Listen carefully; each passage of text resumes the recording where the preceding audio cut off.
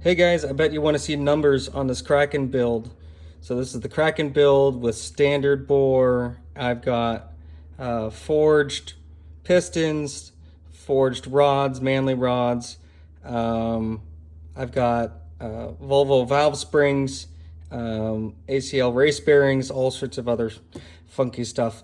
I did have a little goof up at the with the machine shop. So cylinder number 4 is quite a bit bigger gap than the other ones. So the guys said they could feel it. It didn't make a huge difference, but they didn't want to push it too hard. So I asked for, give me something reliable and give me good power. And here we go. We've got 246, 221, and that's on 91 pump gas.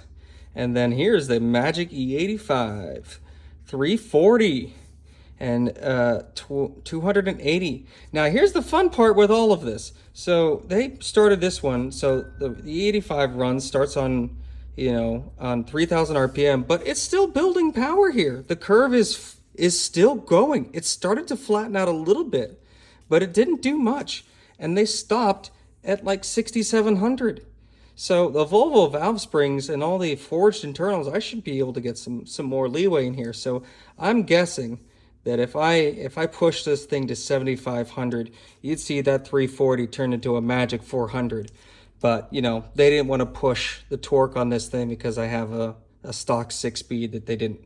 I said I don't want to endanger that thing. So that's where we ended up at. But I'll go in for a retune once I've got everything dialed in, and I'm not shooting oil out the sides anymore. So yeah, it looks good.